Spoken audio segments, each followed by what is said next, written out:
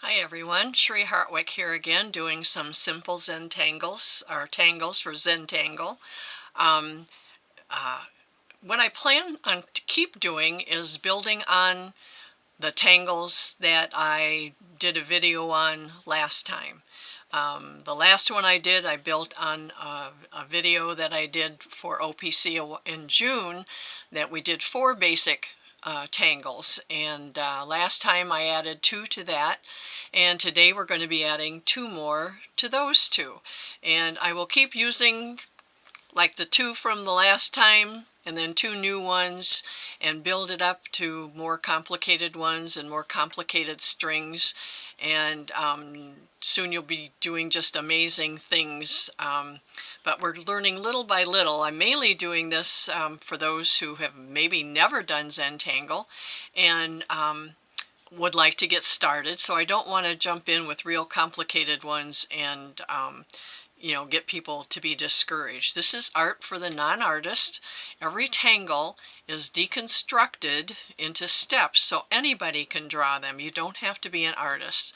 And even though I've been doing this for a long time, a lot of times I have to look back at these steps to figure out how to do them or to remember how to do them.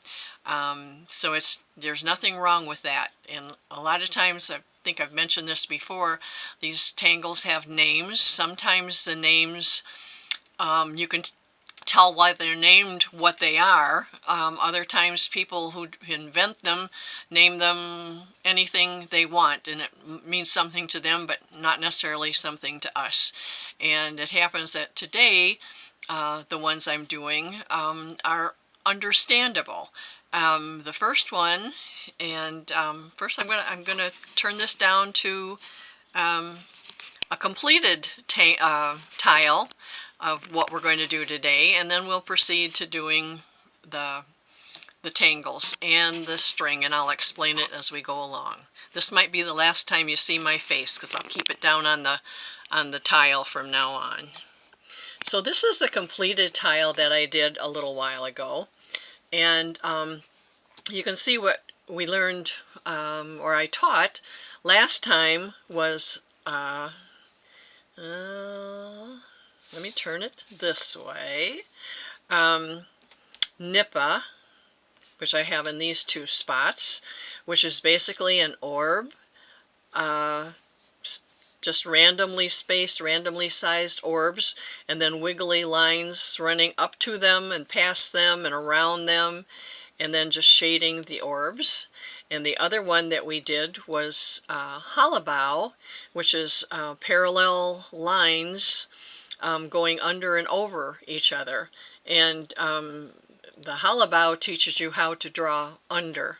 And we will go through those 2 step by step again as a refresher on how to do them.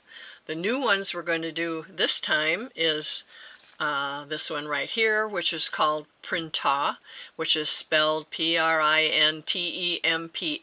which I would think could be pronounced Printemps, but it's a French word that means spring. Now, I don't know, it could be that they're talking about spring the season, but it also is, these are coils or springs, and that's how, this is one you can remember what the name of it is by what it looks like. The other one that we're going to be doing today is this one, which is called Cubine, and that's another one that is easy enough to remember what it's called because you're creating a cube.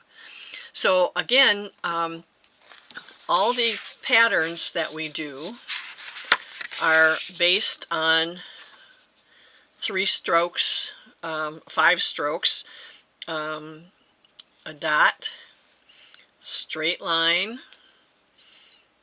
I can't do this upside down, a C shape, an S shape, and an orb. So today the ones we're going to be doing is a straight line and sort of an orb, but it'll be a spring. So that's what we're going to work on today. And I don't know if you've noticed, but the last 2 videos I did, the string, which is what divides our tile into sections to put the tangles were straight lines. So trying to get it a little bit advanced each time. This time the lines that we're going to use are going to be curved lines. And I've done one already, as you can see. And this time, usually before we would have just enough sections for the 4 patterns that we're doing. This time we have more than 4 sections, so you can put some of your patterns on more than once. And for those that this might be the first video of mine that you're looking at, our first video ever, we always start, well, one of the ceremony with Zentangle has certain steps that we follow. You don't have to follow them all the time, but if you're a beginner, it's a good way to start. And we start by drawing 4 dots, you know, 1 in each corner. And I usually put them about a pencil's width away. This is a little bit wider than that, and it doesn't really matter. And I am working on a bigger tile, an apprentice tile, again, for ease of you being able to see it a lot better. Once you get the 4 corners, then you draw your border. And again, and especially for people who might be working on just a notebook or a sheet of paper, you want to draw a square first on the paper and then draw the border inside it. It just kind of contains what you're drawing.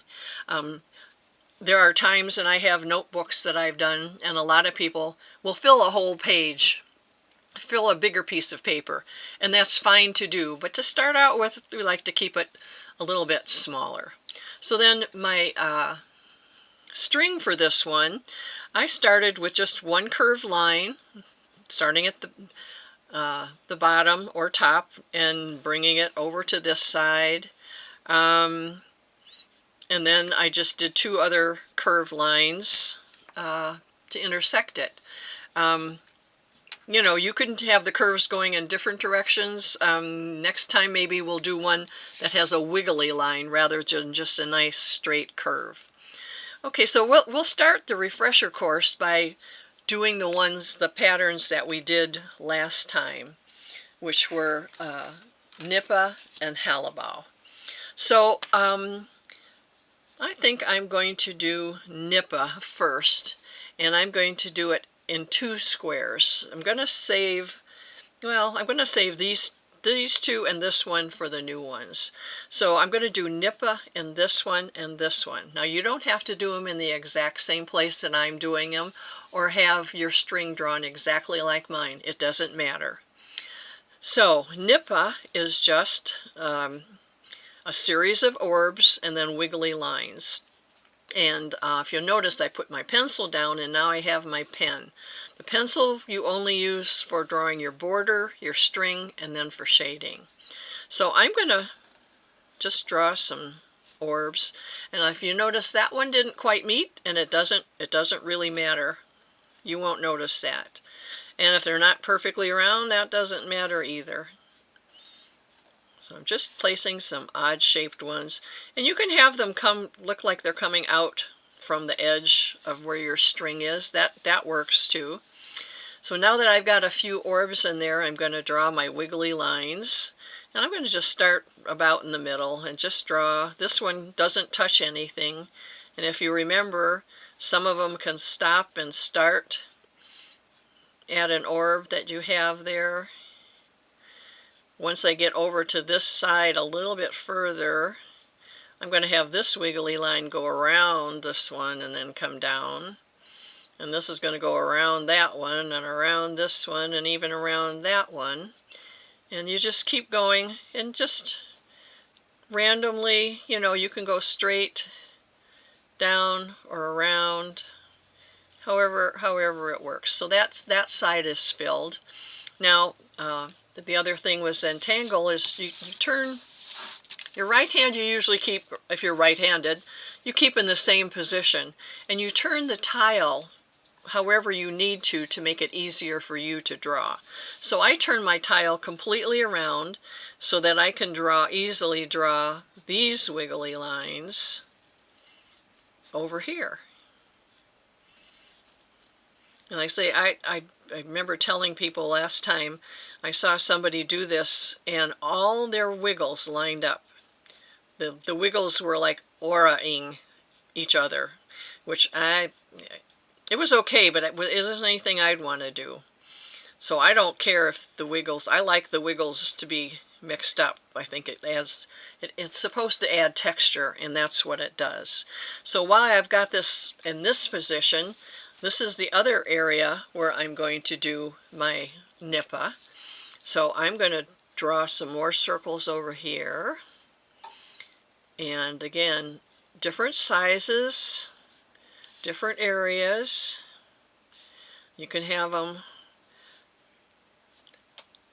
like they're coming out of out from underneath the other part of your design. And then just you can start anywhere. I usually start somewhere in the middle and then work one way or the other. And this one is going to kind of hit these few orbs. This one is going to go around that one. I think I'm even going to have it go around that one. I said sometimes this looks like wood, grain of wood with knots in it to me. Sometimes it looks like rocks with a river running over it.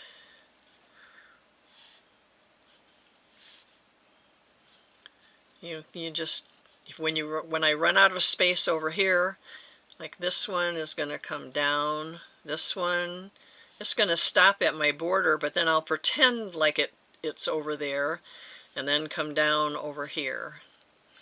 When you draw the border in, like I say, you just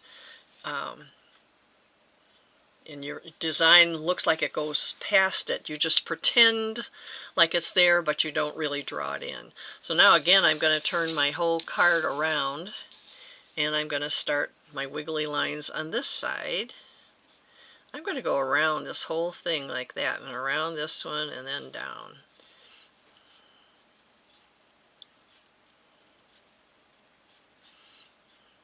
This is a great one for people who say, oh, my hand is so shaky. Well, that's what you need for this one. And this one I'm going to come around here. I think I'm going to go around, quite around that whole one and around this one, just to jazz it up a little bit. Now, to me, it's really looking like the grain of wood.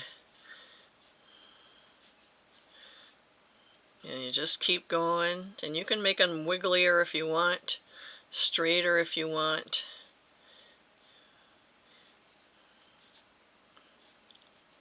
And you just fill in your whole little section of your string. So there's my 2 sections of nippa. Then I'm going to cap up my pen, and with my graphite pencil, I'm going to shade this.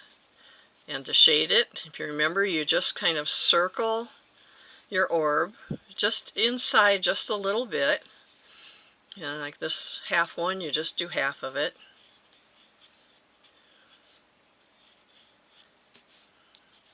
And just do each one.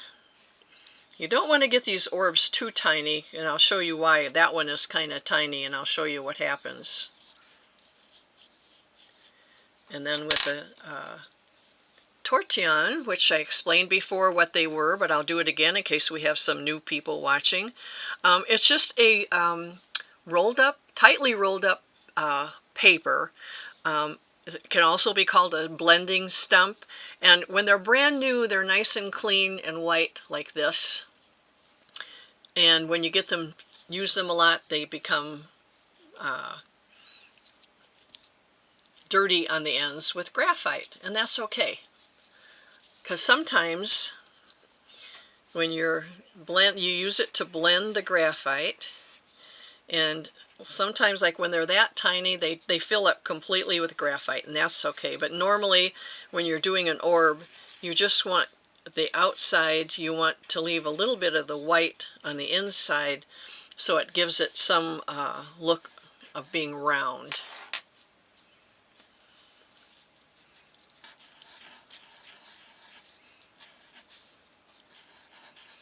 And that takes care of shading that for now. When we finish the whole tile, I'm going to come back and I'll do some more shading around the outside, but that will come later. So the other one that we did was called Hollabow, and that's the one where you learn how to draw under things. And for this one, I am going to use a couple of these lines.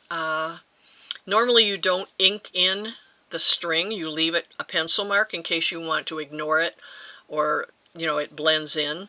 But for this one I am going to use this line, and that's going to be one of my first lines, and then I'm going to draw a parallel line a little bit away from it. And then I'm going to do the same thing down on this corner, inking in this straight line and that straight line. Now, I didn't draw under anything, and again I'm turning my tile so it's easy for me to draw. Now I'm going to draw another line from here to here and turn it again, and now I'm going to draw this line is going to go under this one. So I stop my pen there, pick it up, start it on the other side, and I'm going to stop when I come to this string. I'm going to start my line here, stop, pick it up, and even though it's just a little line, you still add it.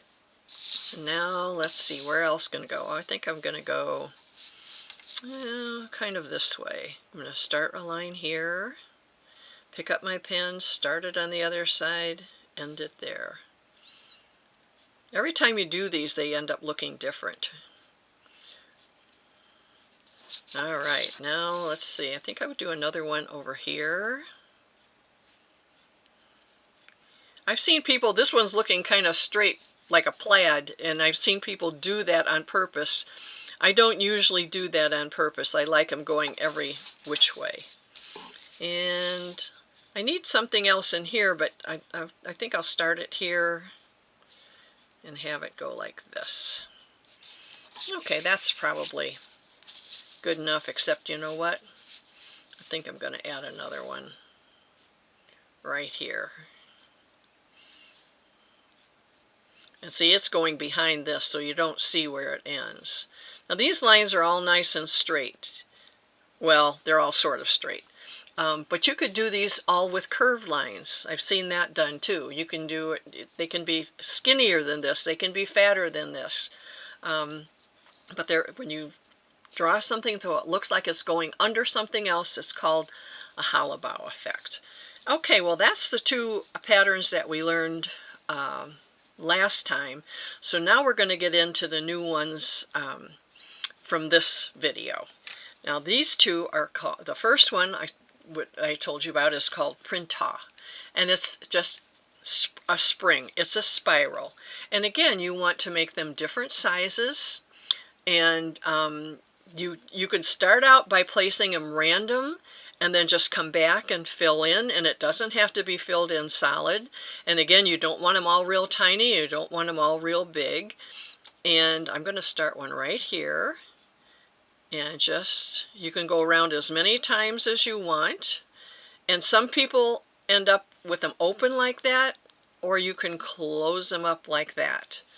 And then I can put another one right over here. This is going to be a smaller one, so when I hit that edge, I'm going to stop. Now I could put an even tiny one right here, like that. And do another small one right here. Could do another sort of small, medium-sized one. And if you want to, again, this is like the Hollabow effect. Make it look like it's going behind. You just stop wherever you hit one of the other ones. And you just kind of, wherever you feel like putting one, this needs another big one right over here. And you can eventually, you know, like this one, the lines are far apart. This one, the lines are closer together. Eventually, as you do a lot of them, they might look more uniform, but that is not really important. I'm going to do another sort of big one over here. And another medium one here.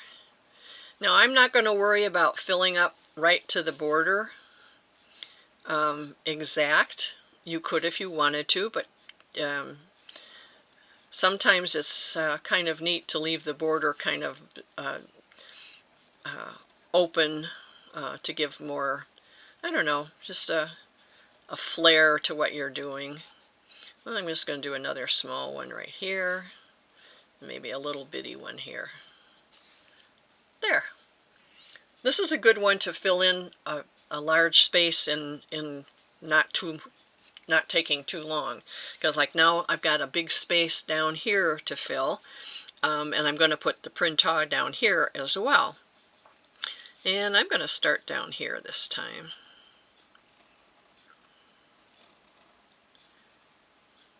And I'm going to get nice and big with that one. Then I'm going to tuck a little one in here.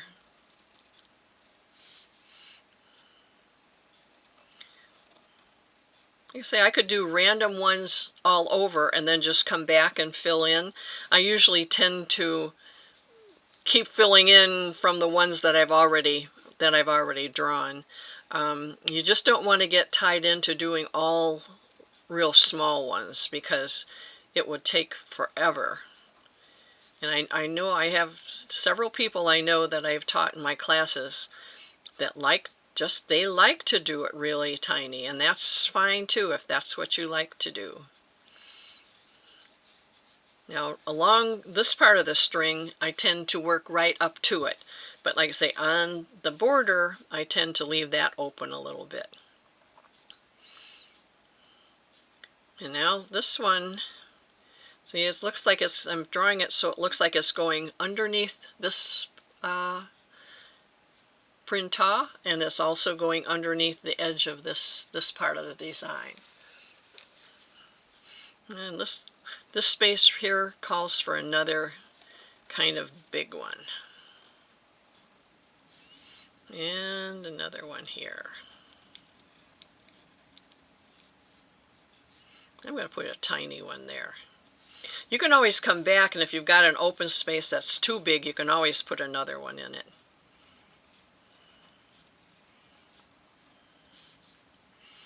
And you just keep doing these springs. I think when there's another way that you can do this that I don't tend to like to do it, so I don't do it, and it's called putting a sparkle in it. And let me show you that page in the printouts so you can understand what I mean. Okay, so here's, whoops, let me get it in. Okay, so here's Printa like I'm doing, and the shading, and then down here is how to draw it with a sparkle. And all you do is you're still drawing a spiral, but you stop at a point, pick up your pen, start a little bit further, and every time you go around you stop at that point, so you have like a little opening that makes it look like it's sparkling, like you can see down at the end. The other way you can do that is to take a white Jelly Roll pen and just draw a line over the black lines that you drew to make it look like a sparkle. But that's two different ways to do the same pattern. So let me fill the rest of this in, and then I'll show you the next thing we kind of do. And this is something I do along the inside, but not along the edge. And let me just fill this in quick. See, I'm looking here, I'm getting a lot of the same size Printa, so I'm going to make this one a little bigger just to give it, and this one I make a small one, make a little bitty one here. just to give it a little bit more interest. If they're all, I don't think this is interesting if they're all the same size. And get a couple more over here. Even a little one right there. Okay, the other thing that I like to do when I do Printa is you'll notice wherever, when you do circles, there's these little triangles where the circles meet. And what I like to do with this and this particular pattern, and with tipple, when we did tipple, which is nothing but plain circles, you can do the same thing. I come back and I fill in those little triangles with black. And it just sets it off really, really nice. If they're too big, you can just put another Printa in there. And this is one of those things you might come back later and all of a sudden you notice, oh look, there's one that I forgot to fill in. And then you can fill it in then. And along this side, I'm going to turn this a little bit. Here's a long edge that needs some filling in. This is where I'm using a pen that's called a PenZen, which stands for plastic nib. And it's a little bit sturdier and a little bit broader than what I usually use. We usually use an 01 nib. And it's plastic too, but it's set in like a little metal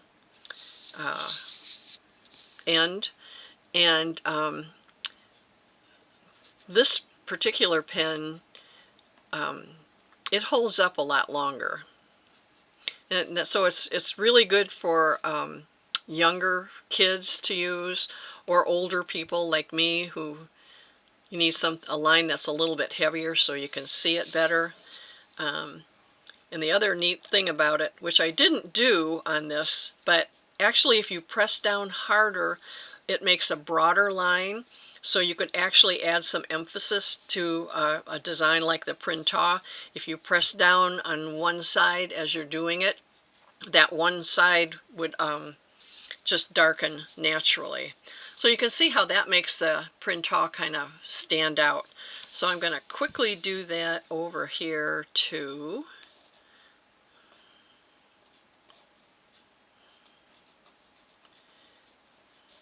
And I could have put a couple little ones in there because that's kind of big, but too late now. It's done. But I'm not doing it along this edge or along here. I'm going to leave that just open.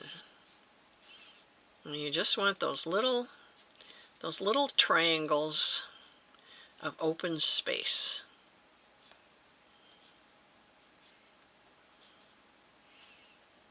If you have enough of them look like they're going under each other, you won't have many. So it's just a matter of how you draw it.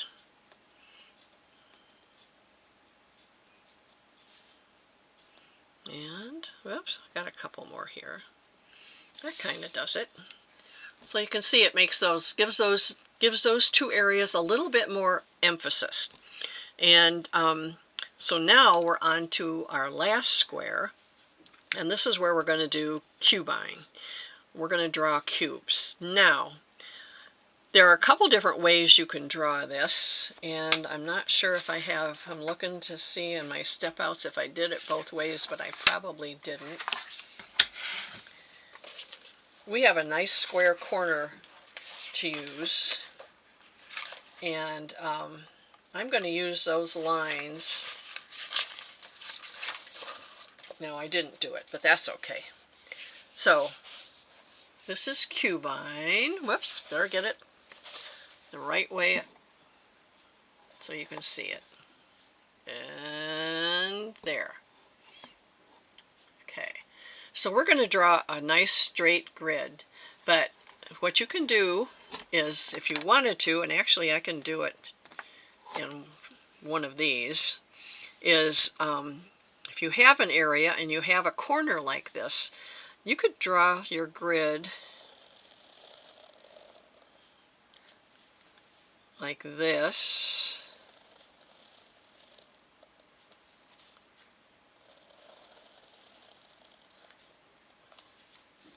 All starting at one point.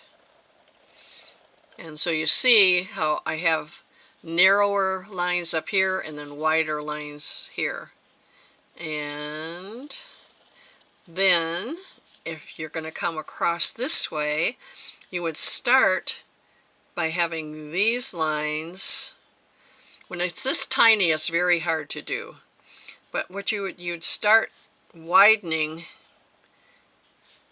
and making your squares a little bit bigger as you go down this shape.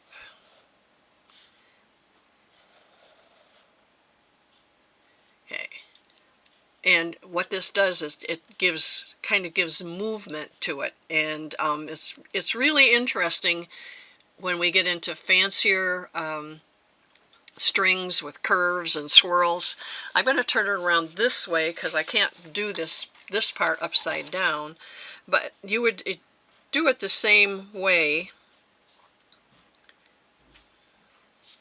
I'm not going to fill these in because I haven't even told you how to do this yet.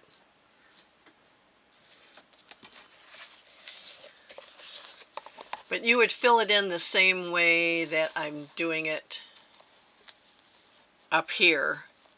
But your little shapes would get smaller as you went up this way and then bigger as you go down this way. So we'll get started on this one. So because I have such a nice square corner here, I'm going to use that and I'm going to ink it in. And I'm going to turn it and I'm going to ink it in this way. Now, when I do a grid, and you don't want, again, this is a design, you don't want to do everything so tiny.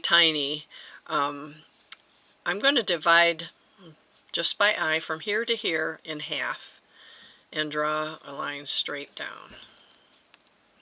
Then I'm going to divide each of these two halves in half.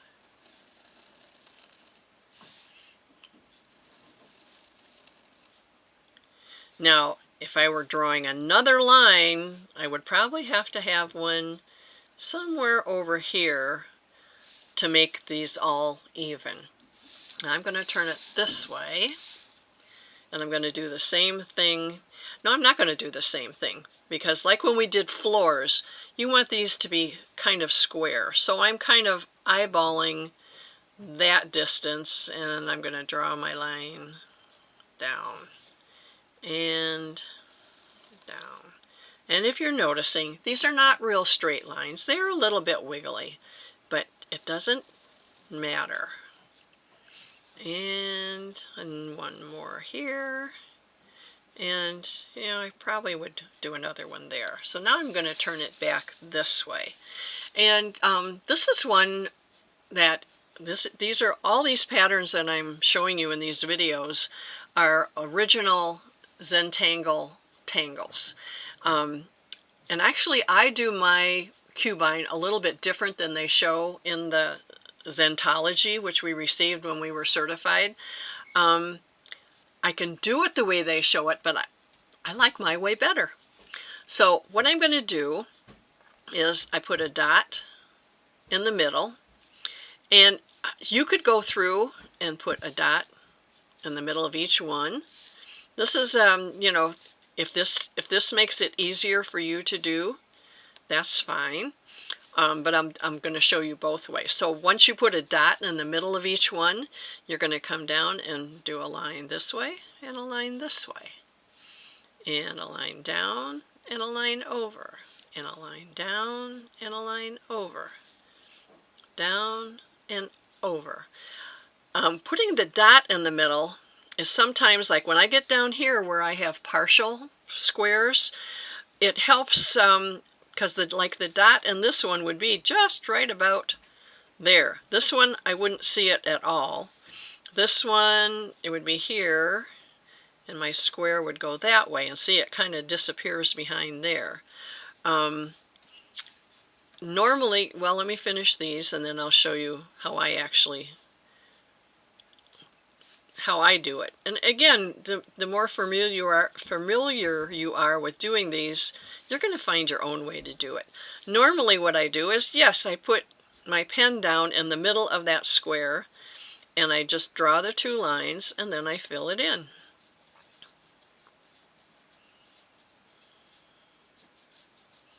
So I do kind of both steps at once, because now I'm going to have to come back and fill in those squares. But I draw my 2 lines and then I fill it in. And the thing with Zentangle, like the Zen part of Zentangle, is this is when you're supposed to, well, actually the whole time you're doing any of it, you're supposed to be focusing on every line that you draw, every space that you fill in. And I've heard Maria on different videos saying, you know, when you're filling in, you appreciate the rich black of the ink as it fills in every nook and cranny of the space that you're coloring in. And this is also where it helps to have a pen with a little bit broader tip, so it doesn't take quite so long to fill it in. And again, I'm working on a bigger square. We normally work on, well, I don't say normally. Traditionally, we work on a 3.5 inch square. This is like about a 4.5 inch square. And obviously the designs would be smaller, and so you don't have as much to fill in. And when I first started, I had an 01 size pen, and I used it for everything. I used it for drawing all my lines, all the filling in. You just used it for everything. And it is a lot easier than picking up different pens for different sizes. But sometimes you just need a different size pen for something. So sometimes if you want a broader emphasis, you might use the thicker pen. When you look for the supplies, here's another one. This, see, my corner would be start right about there, but it's hidden, so I know that this whole thing has to be dark. When if you start looking for supplies like at Joann's or Michael's or other craft stores, sometimes you can buy little kits that the ones I've seen, they either have 3 or 5 pens, and sometimes come with tiles. There's different ones available, and they will this one that has 3 pens usually has an 01, wait, now I can't remember. I guess it was the 5 one. It had an 01, an 03, an 05, and an 08, and maybe it started out with a 005, which is smaller than the 01, which is finer. The 08 would be the broadest one, which would be about the size of this pen nib that I'm using right now, which is a good one for filling in. The other thing about this pen nib, the PN, is that because it doesn't have that metal cuff around the nib, when you're using an 01, if you hold the pen in the angle that I'm holding it right now and you do a lot of drawing, it wears a flat side to the pen nib. And later on when you're trying to turn, you might run right into the metal, wear it down to the metal. And then when you try and turn the nib to use the side that's not flat, it just wants to keep flipping over. This nib, because it's, let me get it, it's the same all the way around with no metal, it doesn't flatten like that. It's much sturdier. But that's the reason if you're using an 01, you would hold your pen up much straighter, like in this position, rather than down on the side. This way it's just a more natural way of holding a pen. It's like you would hold a pen for any type of writing. But, you know, you need to do whatever is comfortable for you. Like, if you're just starting, you can do this using any kind of pen and any kind of paper. The pencil is just a regular number 2 pencil. If you're, you know, if you're into art at all and you have drawing pencils and have a softer graphite pencil, that's okay to use too. The softer the graphite, the more it's going to smudge and smear, and also on different papers it might work differently. So okay, now I have all my little squares filled in. And the other reason, like, I turned this paper over to show you the well, it wasn't this one, it was this one, to show you the different symbols that we use. A lot of the back sides of my tiles have all these little scribble marks, either getting a pen to write or checking to see how the graphite smears on that particular paper. Because like the paper on the apprentice tiles is different than the paper on the regular 3.5-inch tiles. It's a totally different type of paper. So the pens work differently, the graphite works differently, and sometimes you just have to test them on the back to see how they work. So now, the next step we do on this is you're going to draw a line from the corner of your little black box to the corner of the big box. And you can come, you know, it doesn't matter if you go from the black to the corner or from that corner down to the black. Whichever works for you. And now you can already see that you've got a cube drawn. It's like a series of cubes stacked on top of each other. And I even have to put one in here where you don't see the rest of the pattern, but you put it in anyway. This one, you wouldn't see it because it would come over from here, so that stays plain. You don't see it there, you don't see it there. So that's it. So the last part of the Cubine is to take your graphite pencil and you're going to shade in one of these two spaces. Now I usually do this one. It'll look like a cube whichever one you do, but at this point you might decide ahead of time, okay, this is upside down to you, but okay, this is going to be my top and this is going to be my bottom, and so I'm going to fill in this top little section with graphite. Now you don't have to be too careful. You do want to get it filled with graphite, but it's going to look scribbly. This is probably one of the biggest areas that you're going to cover with graphite, depending on the size of your the pattern that you drew. You could have drawn these much bigger. I don't like to draw them that big because my way of thinking, usually people say, you don't use a ruler? You know, how can you draw straight lines? Well, if it's a short straight line, it's not too hard to draw. But the longer that straight line is supposed to be, the harder it is to do. So I like to do it. This is about as big as I like to draw Cubine. So now this is a partial hidden part of the pattern, but that's the section that has to be shaded. And this is a section that has to be shaded.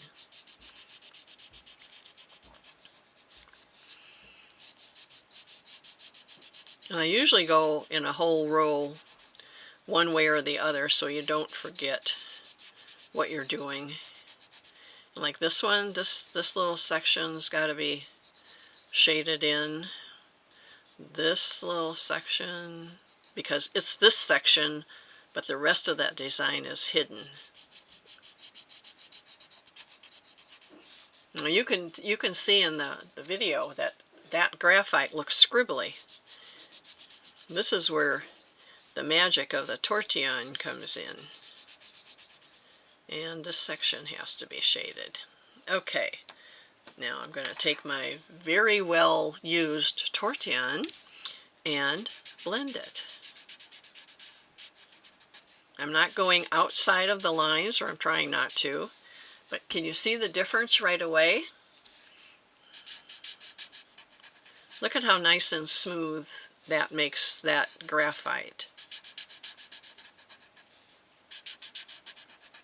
And this is doing a pattern like this is where your tortillon picks up a lot of graphite so that you can use it elsewhere. We didn't shade the Halibau or the Printa yet, but we'll do that next.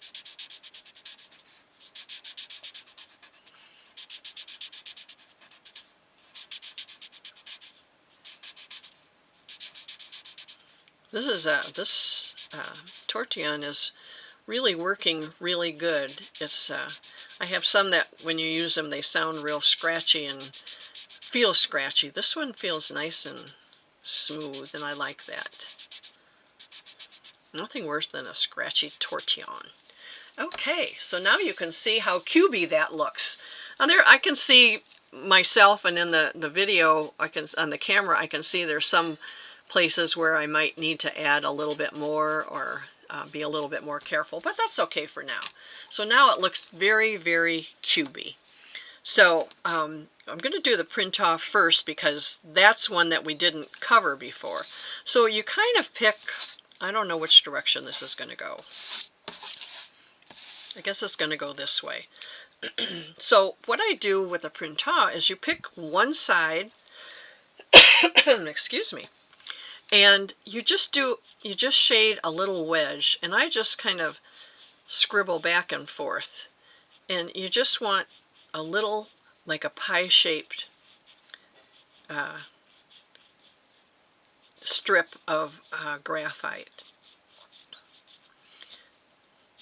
And you just, I try and keep it like in the same general area on all of them. But see this one that looks like it's actually going under this one, that one I might shade a little bit further. Because you see that makes it really look like it's underneath that one. Same way with this one. Just by having that shading under there, it really makes like it's underneath the one that it's supposed to be underneath. And you just kind of, on each one, and the littler ones, of course, you know, it's just going to be a little zigzag kind of a thing. But I just back and forth. It doesn't have to be perfect. And you don't want it too wide, just a little V shape. Because then you come back with your tortillon and you blend it and you carry it a little further around the circle. So you're softening that edge.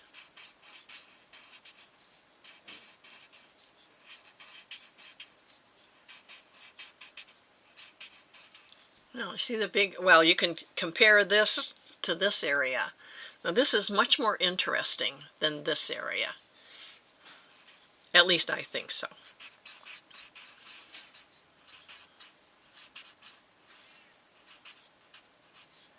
Now you see it takes like just a quick swipe, and you just want to carry it just a little bit further. So that takes care of that area. Now while I'm got my tile in the same angle, I'm going to go do it to these down here.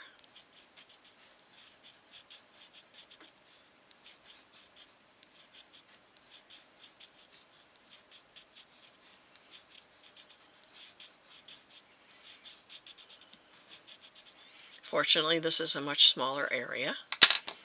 And same thing, just kind of swirl it around and just go a little bit further than where you actually put the pencil.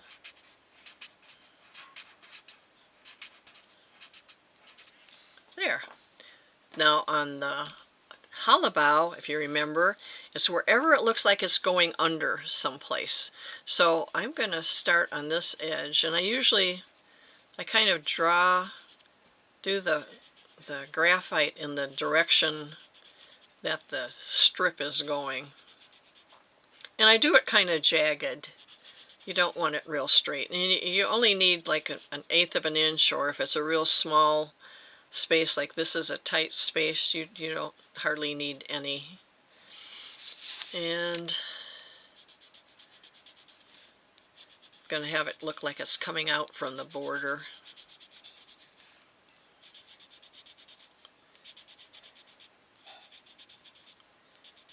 And this is one where a lot of times I'll be all done with it, and then all of a sudden I realize, oh, look, I forgot to do over here. Forgot to do over here. But you can always come back and do it.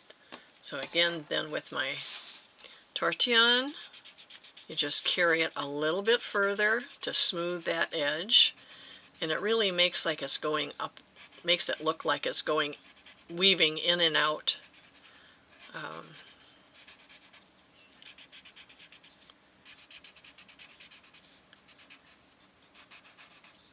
It has a really nice effect, and I think I might have showed you when I did it last time. You can shade along the whole long side and make it look like tubular. But I'm not going to do that to this one this time. So the last thing I want to do is I'm going to shade along, not so much these two, but around the edge of Nippa. And I'm just going to shade this whole area. Now I'm keeping the graphite, I'm putting the graphite right on the Nippa pattern. And I'm doing it all the way around.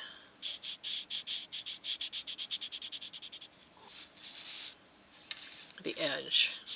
It just doesn't have a finished look, just the way it was. This has a finished looking edge, this has a finished looking. This, even though it goes in and out, it's still kind of finished looking. But the Nippa does not. So I'm just going to add about an eighth of an inch of graphite along that edge. And going right over, even if I have some shading on one of the orbs, you just go right over it. And then with the tortillon, I'm going to blend inward towards the center, and I'm using little round, swirls.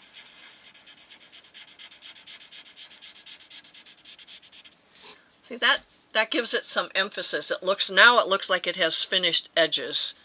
And I'm going to do the same thing to this one.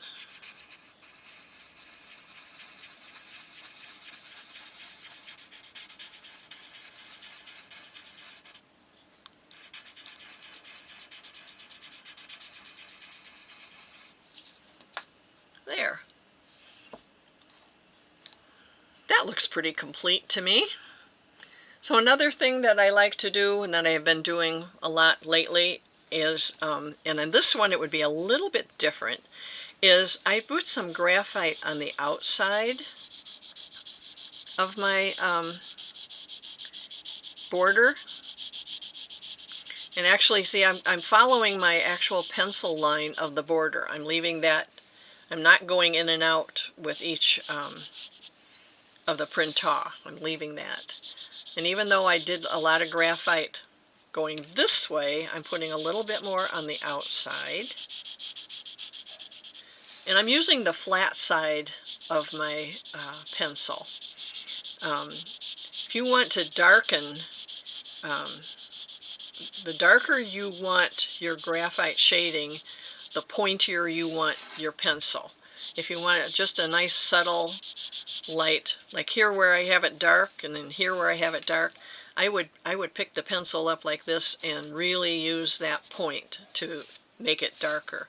But out here I just want a little subtle shading. And again, take my tortillon and with just little circular motions, bringing it out, not all the way to the edge.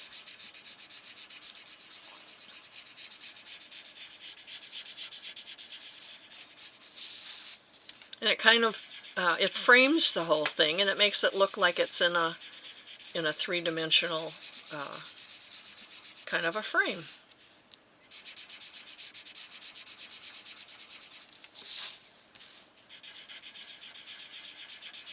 And again, the last thing you do, or the two last things you want to do, is you want to initial the front, you picking the bottom, so with the angle that you want people to look at it from, and then signing and dating the back.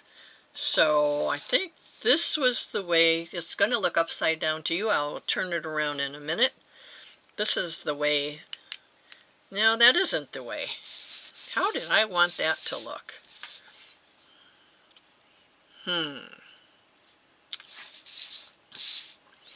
Oh, I guess I like it that way. So I'm going to put this is my chop, which is just my initial, an H, and then a block C in each section for my first and middle name initials. And then on the back,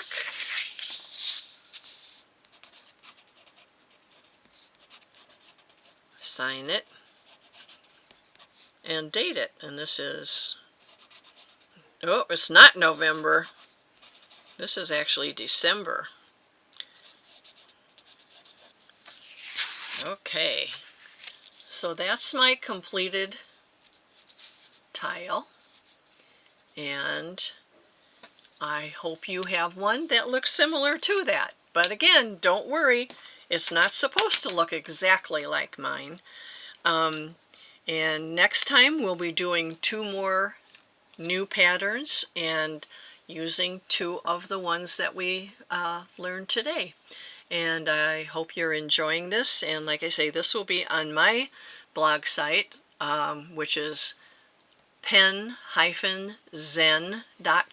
If you go to that, you'll be able to see this eventually. And it'll also be on the OPC YouTube site. When I don't know exactly when they put these out, but check often and it'll be there as well. So see you next time.